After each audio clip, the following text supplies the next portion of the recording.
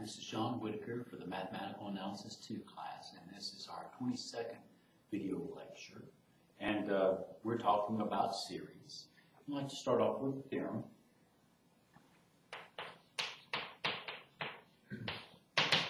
It says, suppose the partial sums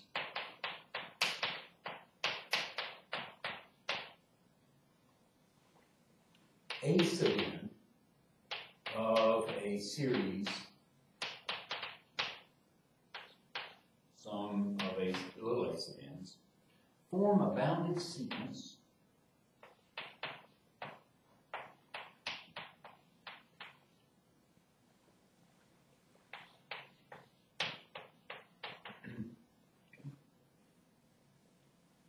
Also, we're going to suppose that b sub 0 is less than or equal to b sub 1 is less than or equal to b sub 2 is less than or equal to forever.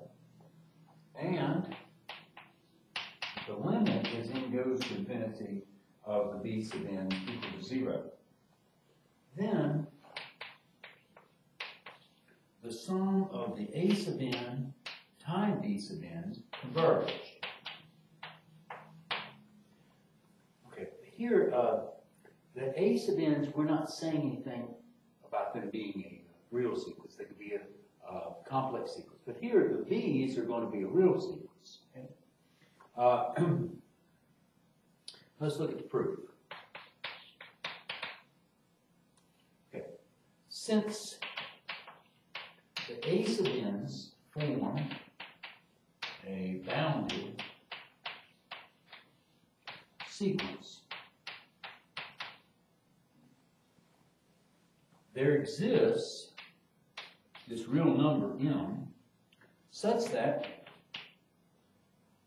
the norm of the a sub n's will be less than or equal to m, and that's for all natural numbers, little n. We're going to let epsilon be greater than 0 be given.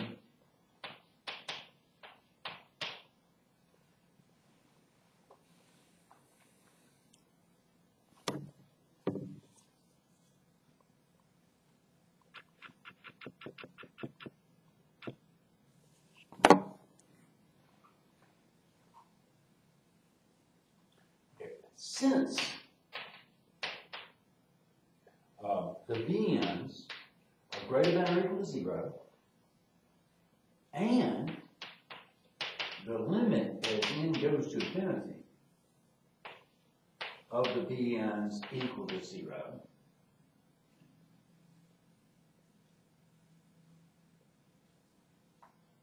now, the bn's have to be greater than or equal to 0 because they're a decreasing sequence and they converge to 0. So they all have to be greater than or equal to 0. Okay, then there exists an integer n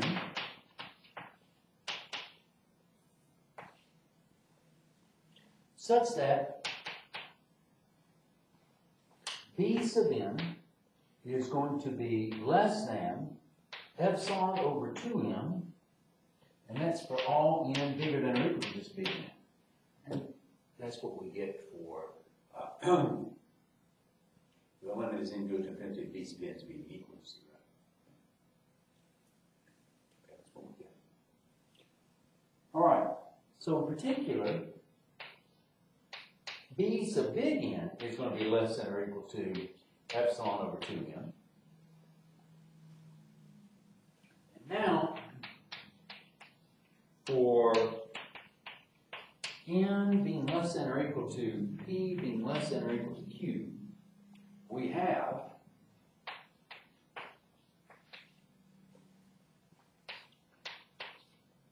that the norm as n runs from p to q of a sub n times b sub n, which by the previous theorem we did last time, is the sum as n runs from p to q minus 1, this norm of a sub n, b sub n minus b sub n plus 1, plus a sub q, b sub q, minus a sub p minus 1, b sub p.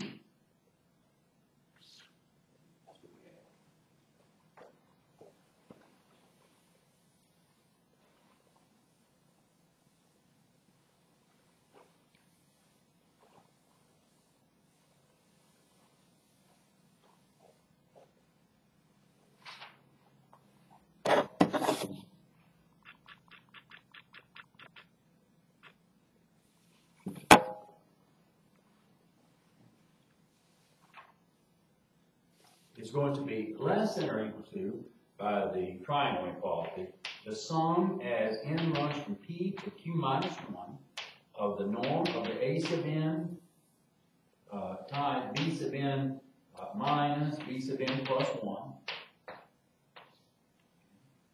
plus the norm of the a sub q, norm of the b sub q plus the norm of a sub p minus 1 times, if you will, the norm of minus b sub p. Okay?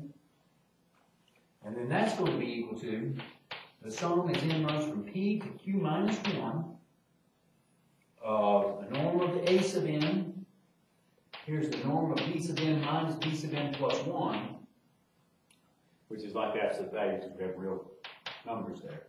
And here's the a sub q in norm, b sub q, and then plus the norm of the a sub p minus 1, the norm of b sub p, because the norm of minus 1 times the b sub p, the norm of minus 1 is just going to be 1. Okay, and then you could replace, everything's positive here, you replace it by something bigger than it, and what's bigger than each one of these big A sub for whatever is that m inside the norm here. So I'm going to pull out that m and say that we have that's less than or equal to this m times the sum as n runs from p to q minus 1. Here we know that this is the norm, but it turns into the absolute values because we only have the real numbers here. And the b sub n's are bigger than the b sub n plus 1 because we're decreasing. And so this ends up being b sub n minus b sub n plus 1 without the absolute values there. And then here, this is plus b sub q, because this is positive, plus b sub p. Okay, now this is equal to, okay, a lot of these terms will cancel out, and so we're just left with m, and then the sum here, this will be b sub p,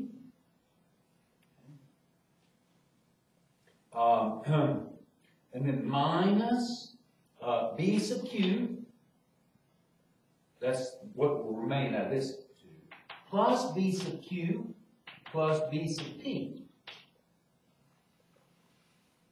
That's a q.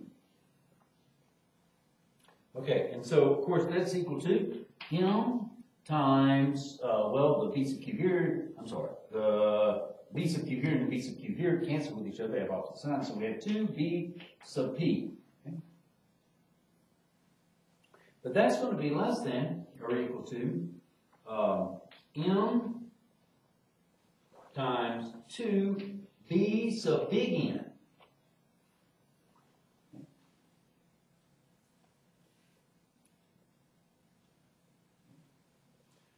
Remember, this is a decreasing sequence, that's what I have. But the b sub n is less than, so I have 2m. Two guys are switching the order of multiplication. And then this is less than epsilon over 2m, which is equal to epsilon.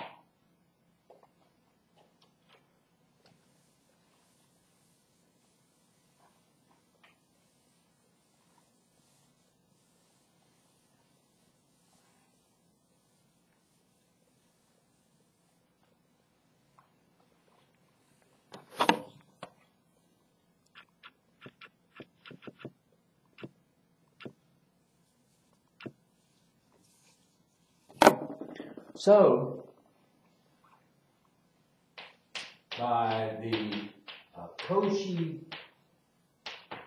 criterion for conversion series, okay? Series. This sum, A sub n times B sub n, converges. That's the proof. Okay, the next thing that we want to look at is really the alternating series test. Here's the way our book states it.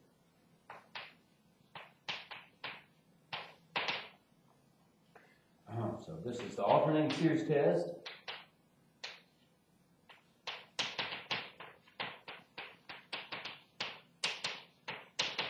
For real numbers. It's a real number sequence. So here's what it says. It says, suppose we got three conditions. The first condition is that the absolute value of C sub 1 is bigger than or equal to the absolute value of C sub 2, which is bigger than or equal to the absolute value of C sub 3, and so forth. That's the first condition. The second condition is that C sub 2m minus 1 is going to be greater than or equal to 0, and C sub 2m is going to be less than or equal to 0. So that's the alternating part of their signs. And the third condition is that the limit as n goes to infinity of the C sub n equals to 0.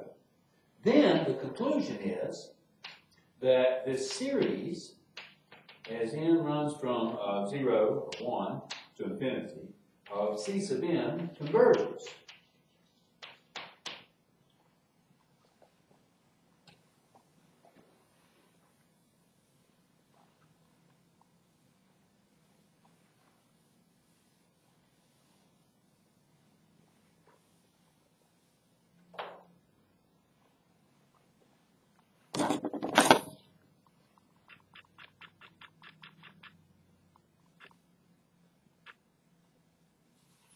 Okay. Let's look at the proof.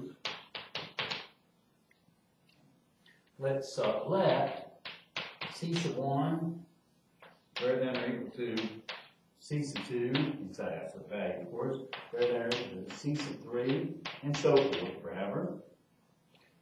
We're also going to let C sub 2m minus 1 be greater than or equal to 0, and C sub 2m to be less than or equal to 0, and we're going to let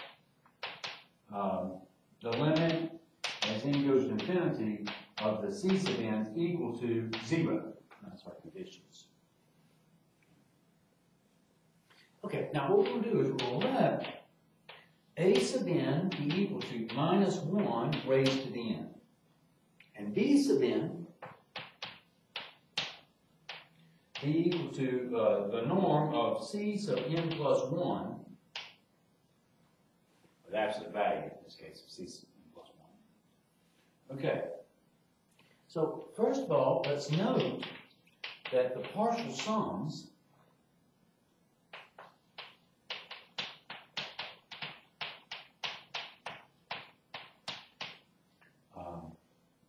of the sum as n runs from 0 to infinity of A sub n, denoted by big A sub n,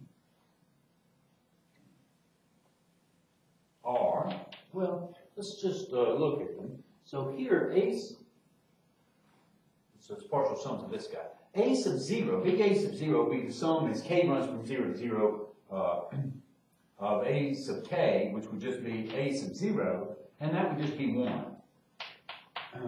Big A sub 1 will be the sum as k runs from 0 to 1 of A sub k, and that would be 1, that'd be the first term, when k is 0. And when k is equal to 1, we have plus minus 1, so that's 0. And then A sub 2 would be equal to 1, A sub 3 would be equal to 0, and so forth. Thus, this sequence of partial sums is a bounded sequence.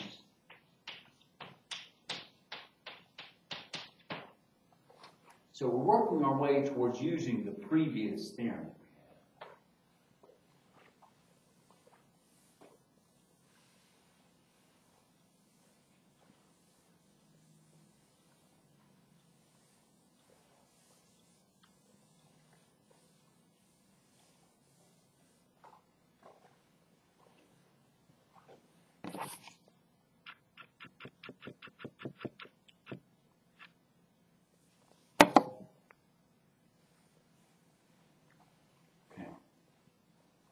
Okay, now,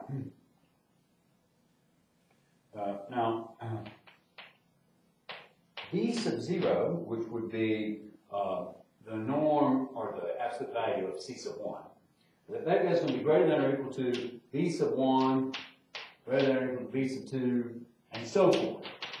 Okay? Now, since the limit as n goes to infinity of the c sub n is equal to 0, then that's going to imply that the limit as n goes to infinity of the absolute value of the c sub n equals to 0. And so the limit as n goes to infinity of the b sub n equal to 0. So now we're in the condition, or in the situation to apply the previous theorem. So by the previous theorem,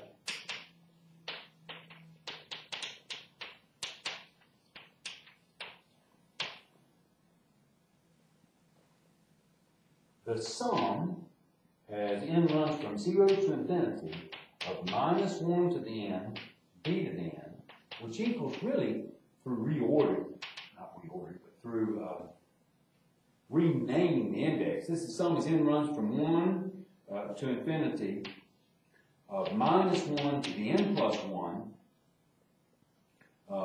absolute value of c sub n, which equals to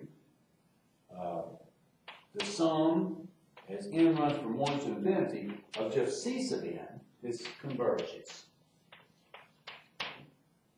So this guy converges, and I'm saying it's the same thing as the sum as n runs from 1 to infinity of c sub n.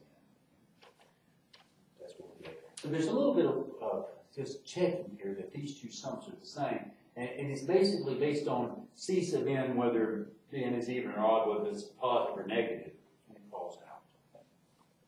And that's the theorem. Okay. Let me write down the next theorem here. It says, suppose the radius of convergence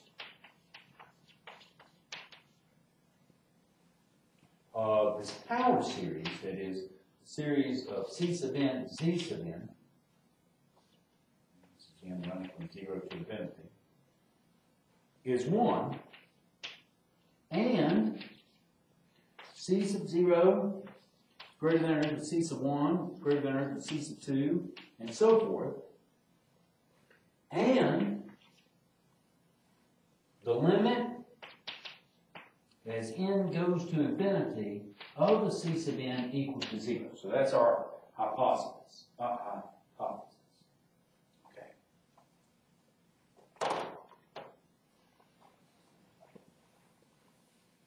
So our c sub n's here are real numbers.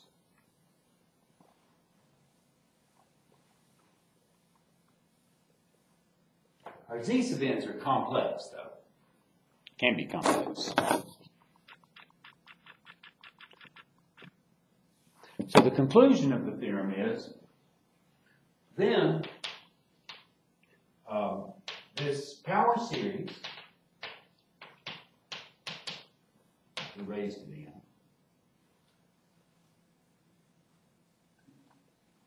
n, converges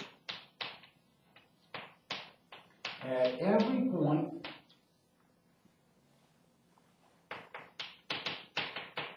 on the circle, the norm of z equal to 1, except possibly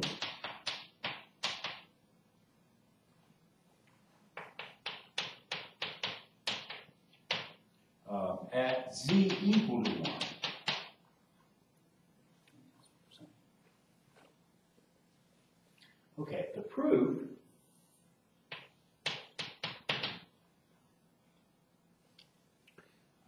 is if we let a sub n equal to z raised to n, and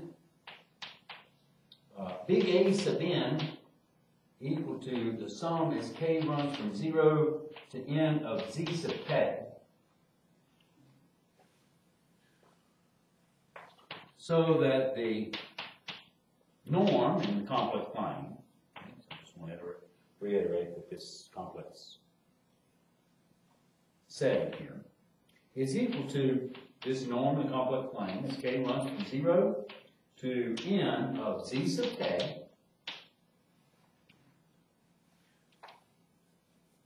Okay, so we're thinking z just being fixed, okay, some fixed number here. And this is a geometric series, okay, and except it's got complex numbers involved. But the same little trick in terms of adding them up comes into play, and that is we get that this is the norm of 1 minus z to the n plus 1 over 1 minus z. And that's equal to the norm of 1 minus z to the n plus 1 over the norm of 1 minus z. And that's less than or equal to the norm of 1 plus the norm of z to the n plus 1 over the norm of 1 minus z. I won't test that part.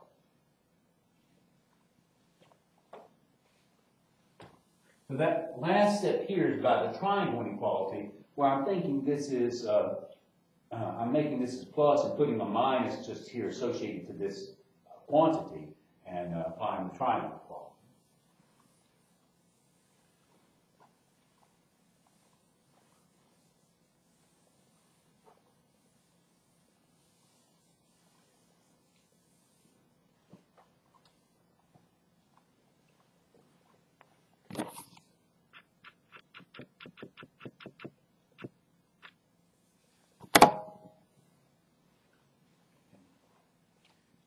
And that's equal to 1 plus z raised to n plus 1 over the norm of 1 minus z. And that is equal to, well, in this situation, what we're having is the norm of z being equal to 1. This is equal to 2 over 1 minus z. Okay?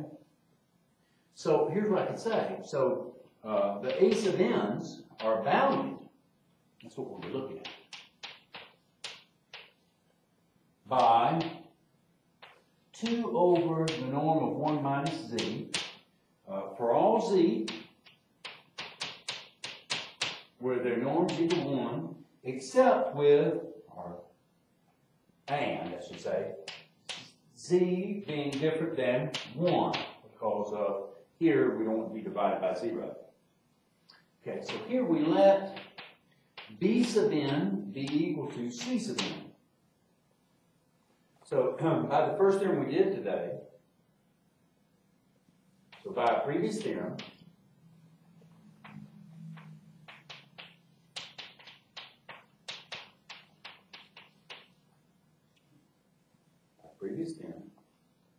this sum, as n runs from 0 to infinity, of a sub n, b sub n, which equals to the sum as n runs from 0 to infinity of the c sub n, z raised to the n, converges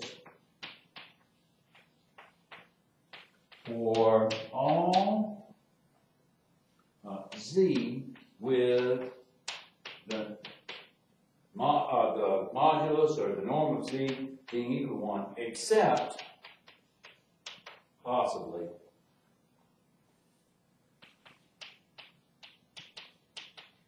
z equal to 1. That's what we're trying to prove.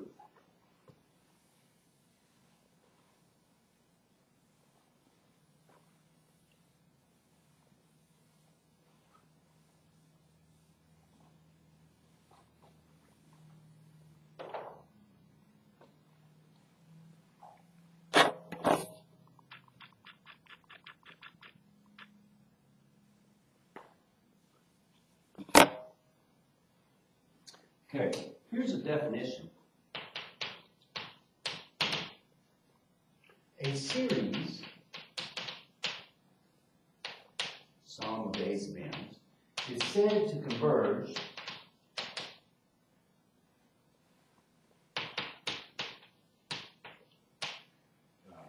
absolutely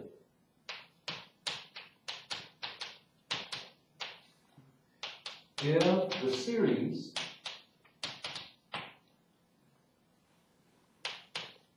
the sum of the absolute or the norms of base of n converges.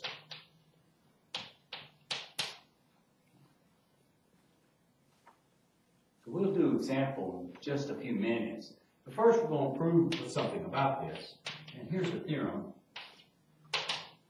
It says if the series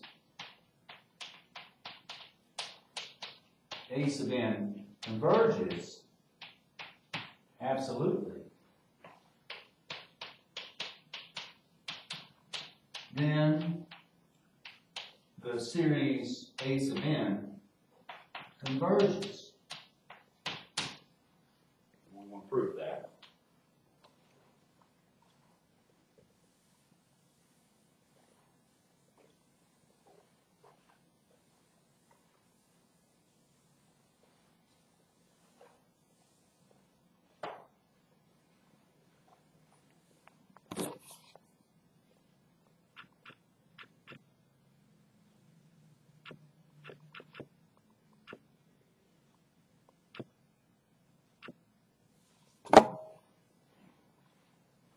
So here's the proof. It says, let this series converge absolutely. This proof's easy. Let this guy converge absolutely. Okay, we're going to let epsilon be greater than 0 be given. So this proof is going to go on the Cauchy criterion, be based on that. Since this series converges absolutely,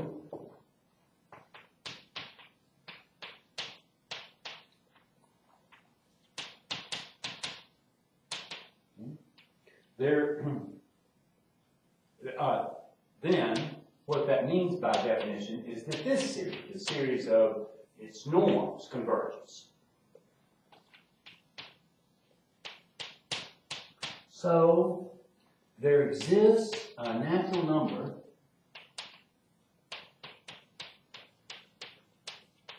say script n, or say n, big N, such that for all n and m bigger than or equal to this big N, then here we have the sum as k runs from m to n, the norm of this, of the norm of a sub n's, will be less than or equal to epsilon, it says, by the Cauchy criterion for convergence for series. So, for all n bigger than or equal to m bigger than or equal to big N, okay, this guy is the norm, but here we're going to be summing up norms, and those norms are going to be real numbers, and they're going to be greater than or equal to 0, so the norm of that is just this sum of the norms of a sub n's will be less than or equal to epsilon as k runs from m to m.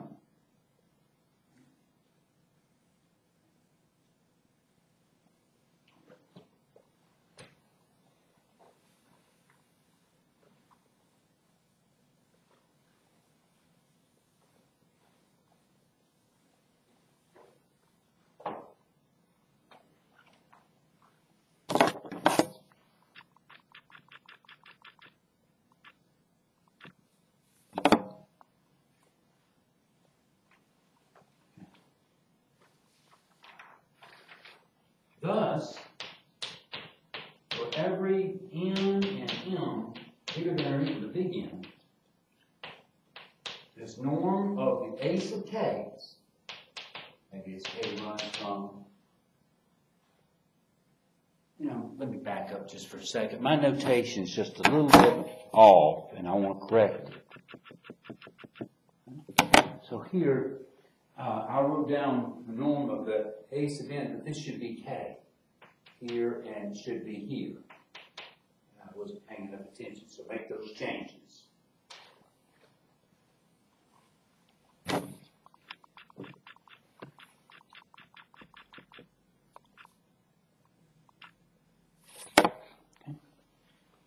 So the sum of the k, the norm of the sum of the k's, running from m to n, okay, is going to be less than or equal to this sum, as k runs from m to n of the a sub k's, back the norms, and then and that's going to be less than or equal to epsilon.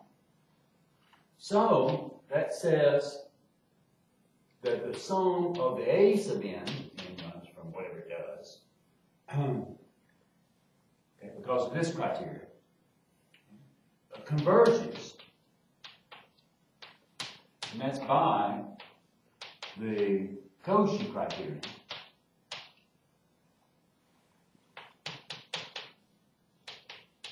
For series.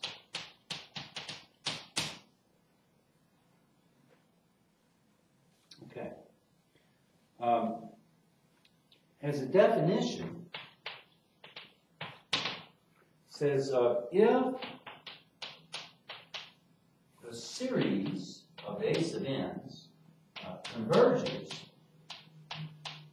and, or but, the series of the norms of the a sub n's diverges,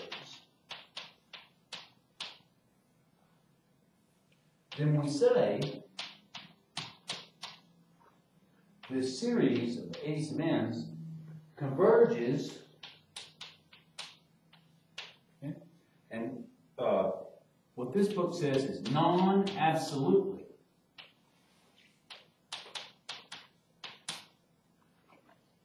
In calculus 2, quite often what we'd say is that this series converges conditionally.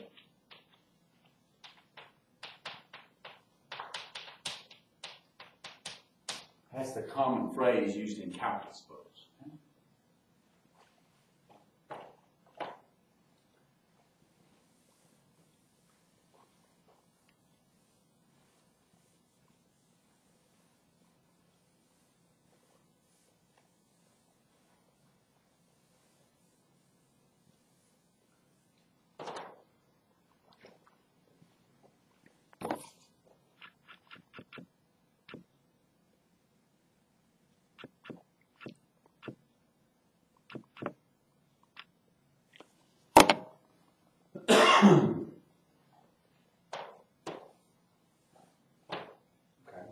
Let's look at an example. Okay, so if you look at the sum minus 1 to the n plus 1 over n, as n runs from 1 to infinity, then if we first of all look at the norm of each term, in this case it's absolute value, that's equal to the sum as n runs from 1 to infinity of just 1 over n, which we know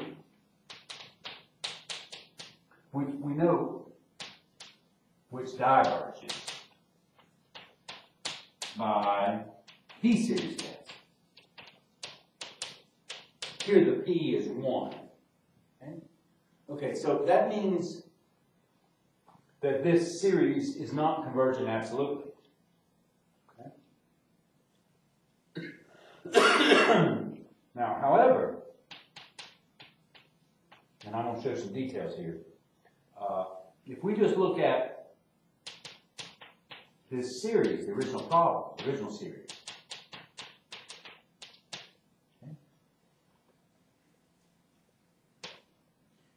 the first thing I want you to do is notice that this minus 1 over 1, the first term that we're adding up, that's greater than or equal to minus 1, I guess this should be squared, minus 1 to the third over 2,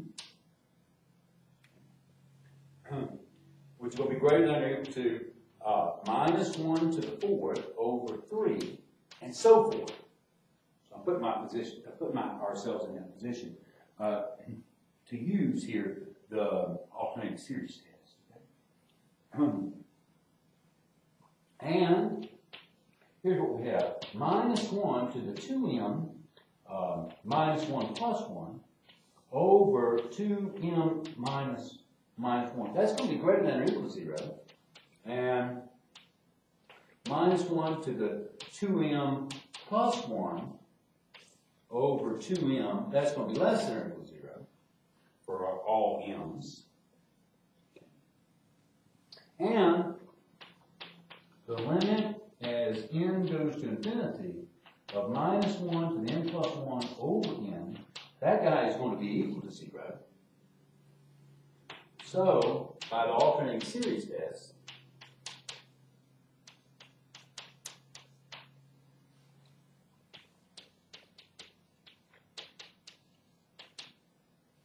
this original problem, this original series, converges.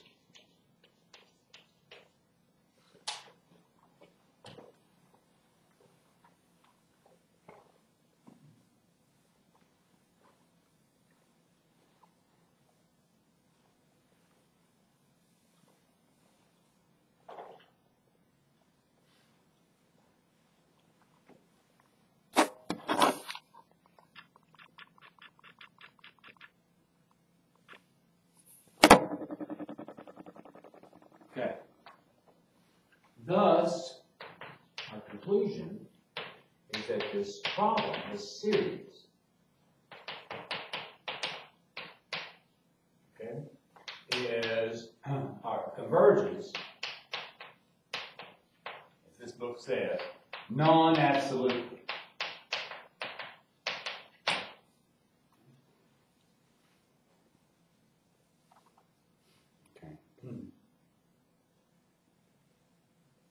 So that's what we have.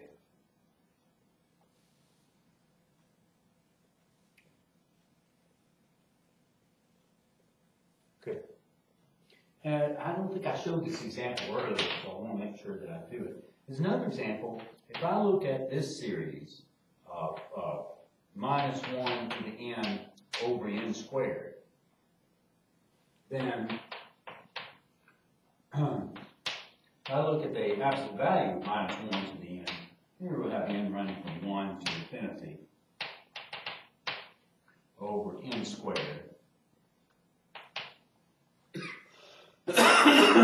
This is equal to the sum of 1 over n squared and run from 1 to infinity, which converges, which is a convergent B series.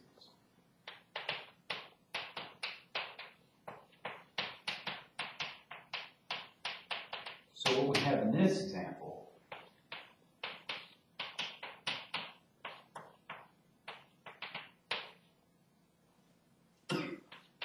is a series that converges absolutely.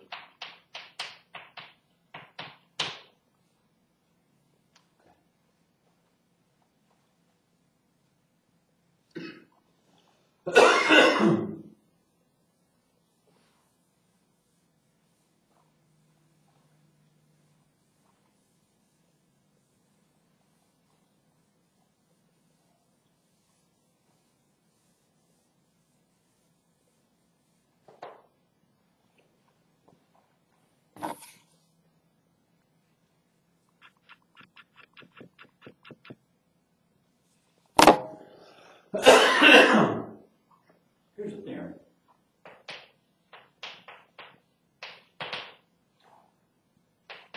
If the sum of the a sub n is equal to big A, and the sum of the b sub n is equal to big B, then the sum of a sub n plus b sub n is equal to a plus b And the sum of C times A sub n will be equal to C times A for any fixed C.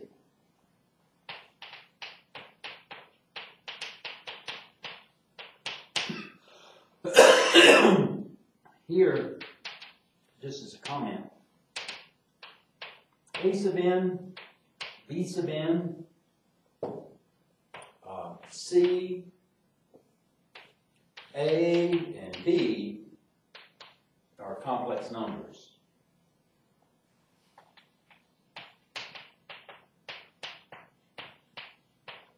So this is an algebraic combination for convergent series. We can add them and get a convergent series. And we'll multiply by a constant and get a convergent series. First easy.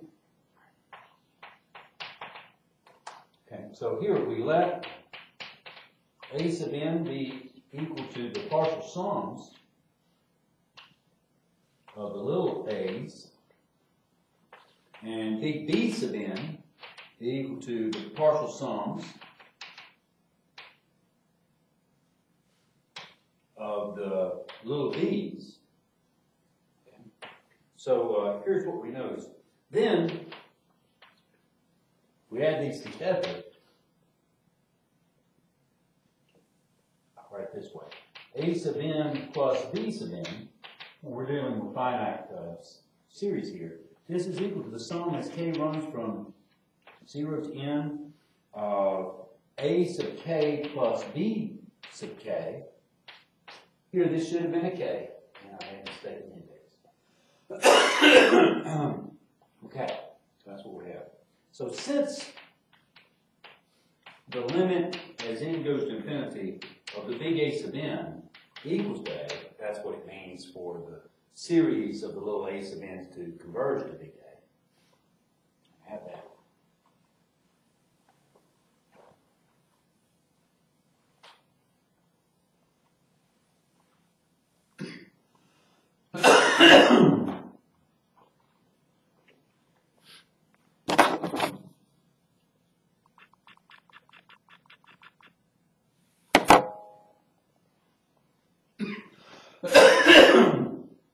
And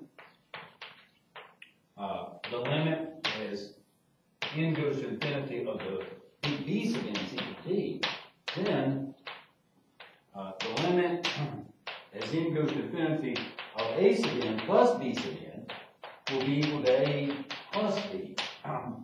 Just to reiterate what we just showed, that is the sequence of partial sums for the sum of A sub n plus B sub n. Those are the sequence of partial sums for that. Converges to A plus B. Thus, this series equals to A plus B. That's what that means.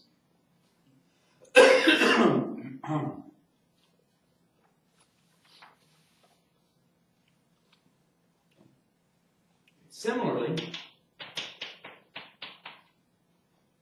C times A sub n is equal to C times the sum as k runs from 0 to n of little a sub k, which equals to, you can bring the constant inside this sum, k running from 0 to n of C sub A sub k. So that means that the C times A sub n is the nth term and the partial sum for the C times A sub k.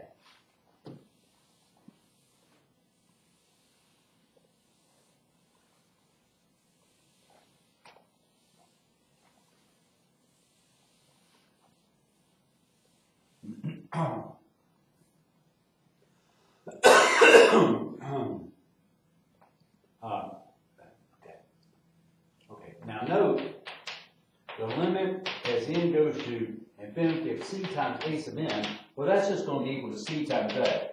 So the limit of the sequence of partial sums converges to this. So that means that the series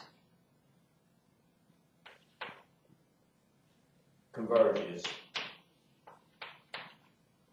to C times A. And that's what we set out to prove.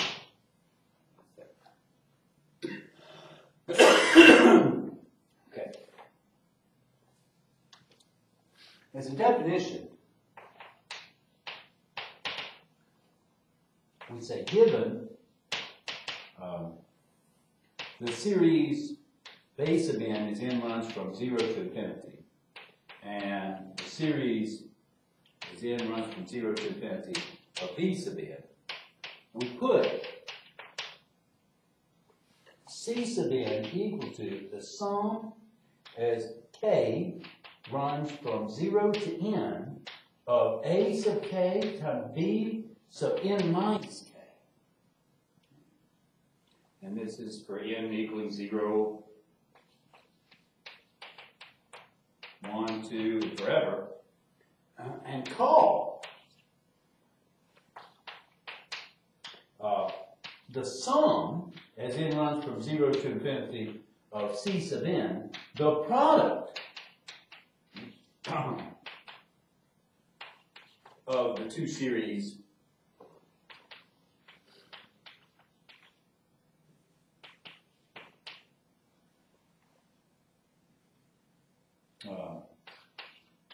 A sub n with the series of the B sub n's.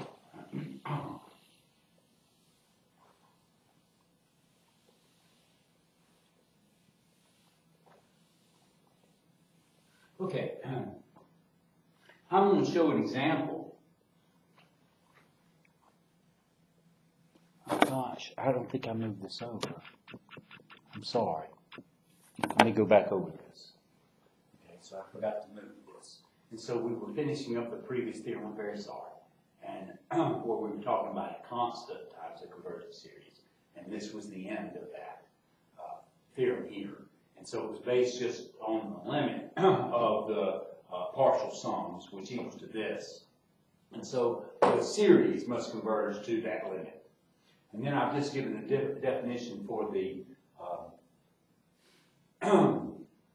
product of two series. So here we have A sub n and B sub n. And what we're going to do is to put their product, to make the product, we're going to form a term, a number, quantity. It's called C sub n. And what it is the sum as k runs from 0 to n of A sub k times B sub n minus k. This is true for all whole numbers. And so we're going to call the sum of those C sub n's the product of these two series.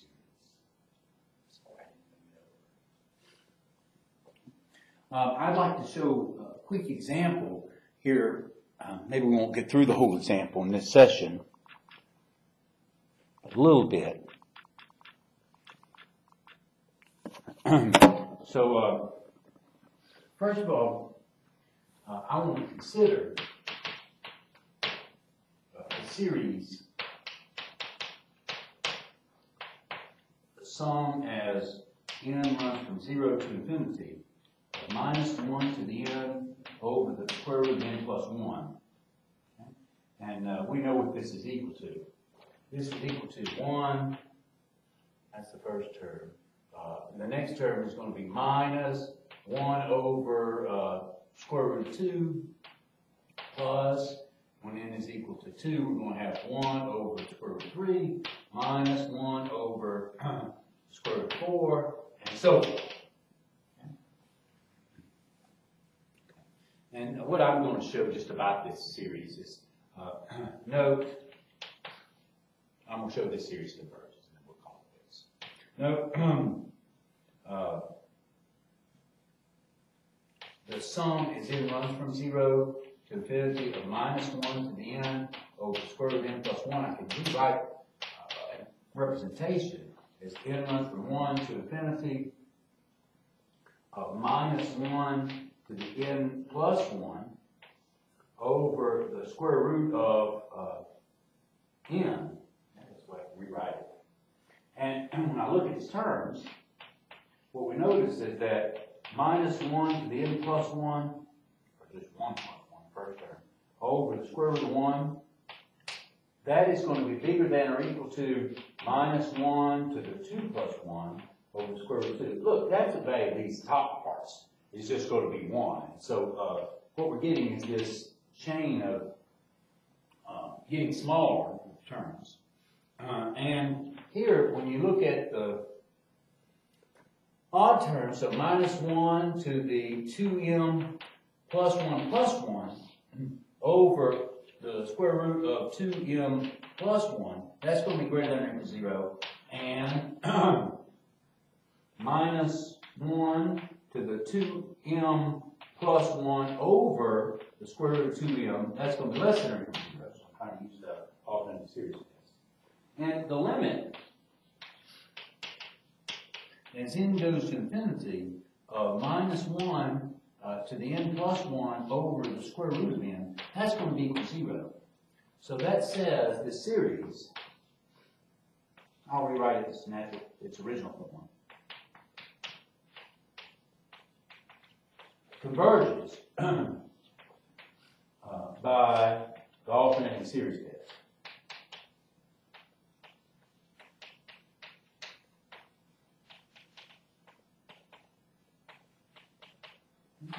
And what we're going to do next time, is compute the product of this series with itself. And what we're going to find is, even though this is a convergent series, the product is even with itself. All right, that's enough for tonight. Thank you very much.